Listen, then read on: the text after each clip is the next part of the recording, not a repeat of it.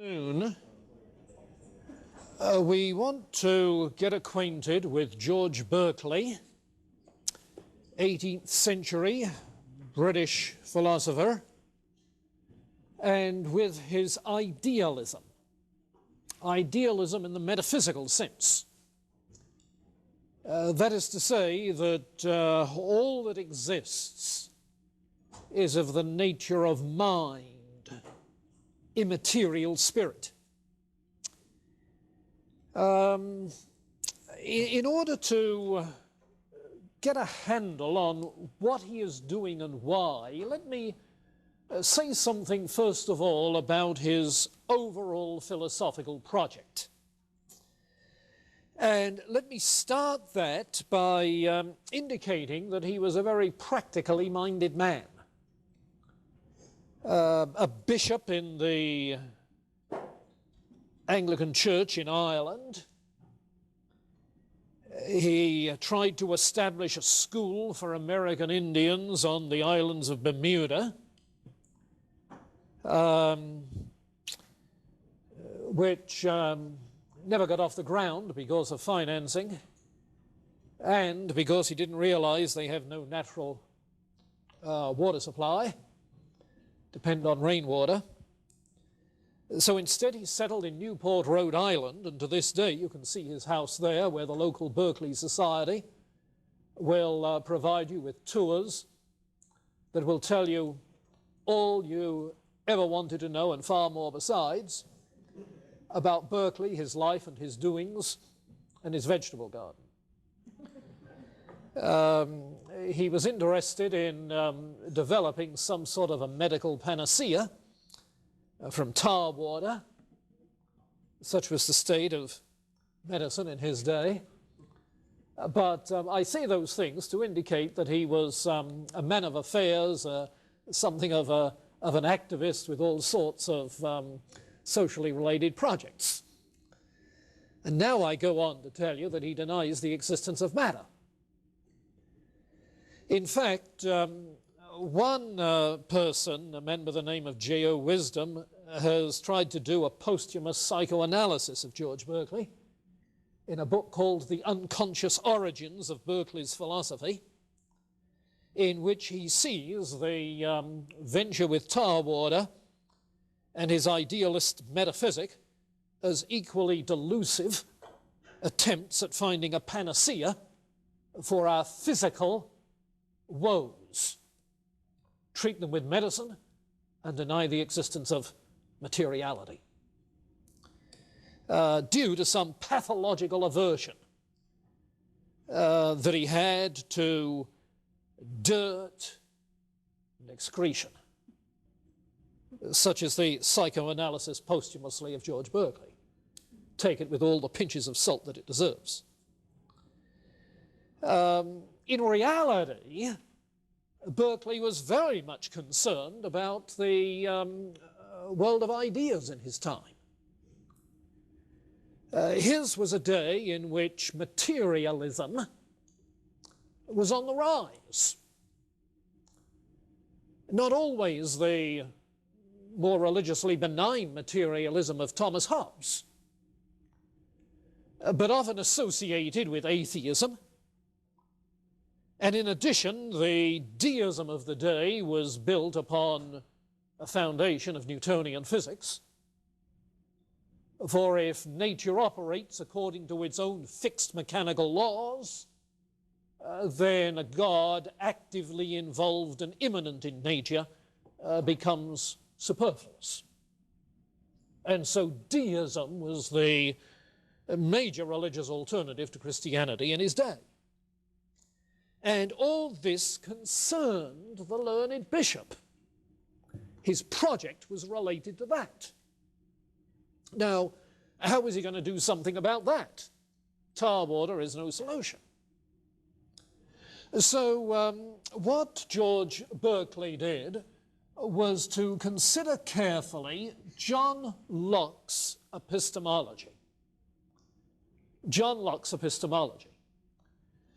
You know the story, that the mind has as the object of its thinking.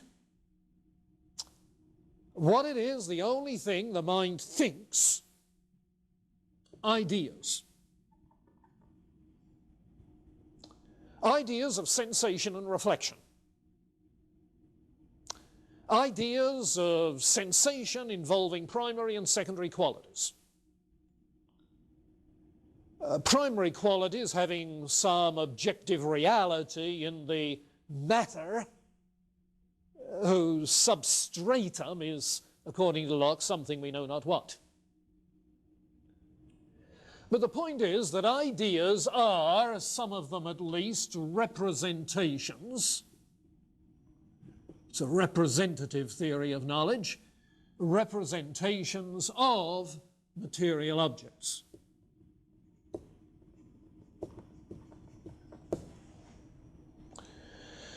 Now, seeing this scheme, Berkeley's strategy becomes relatively simple.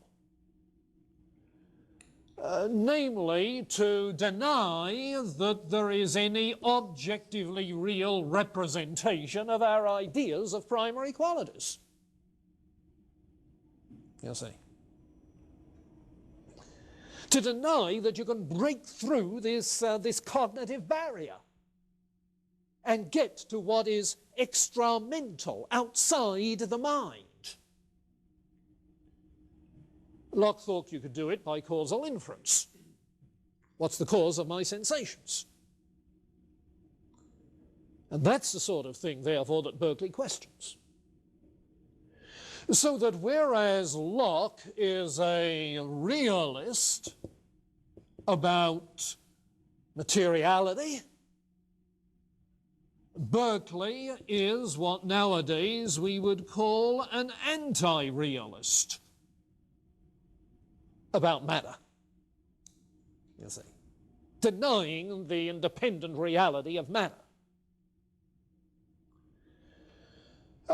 That's characteristic, of course, of metaphysical idealism. Because by definition, if an idealist says that all that exists is immaterial, then there is nothing material that exists. So idealism is a kind of anti-realism about matter. And we'll run across other views that question the reality of matter that become known as phenomenalism. Phenomenalism. That is to say, assert that all we know are appearances of things like material objects, but whether in reality there is matter is another question. Phenomenalism. Now, if you like, idealism is one subset of phenomenalism. That is to say, the idealist says all we have is the ideas, the appearances. There is no matter as such. It's a kind of phenomenalism. But there are other kinds of phenomenalism besides idealism. And we'll see that Immanuel Kant is some sort of a phenomenalist. And characteristically, all of 19th century German idealism is phenomenalist. And the idealist movements which blossomed throughout Europe and America in the late, you see. In fact, if you think back to the ancients, Plotinus, yeah, really he's a phenomenalist too, because matter has no independent existence. There are souls, world of ideas, but as you sink lower and lower on the chain of emanations, the hierarchy of being, you get down towards non-being, and there is no substratum of reality down there called matter. It's non-being, you see. And so the Platonic tradition, likewise, is potentially a kind of idealism. It's certainly a kind of phenomenalism, you see. Now, go one step further with Berkeley's project. The thing which has encouraged the rise of materialism, and with it the rise of deism,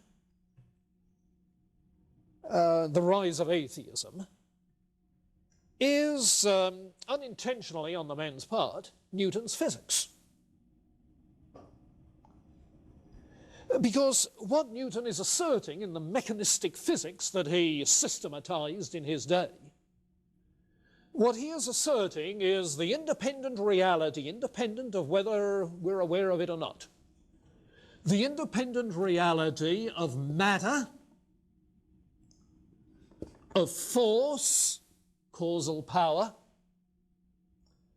of uniform absolute space and uniform absolute time. Those are the key, essential, formative concepts for Newtonian physics, for mechanistic physics. Newton assumes that all four of these are objectively real. Berkeley argues that all four of them are objectively unreal.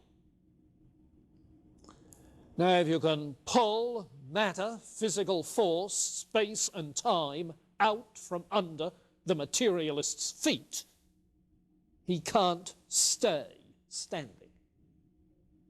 You see?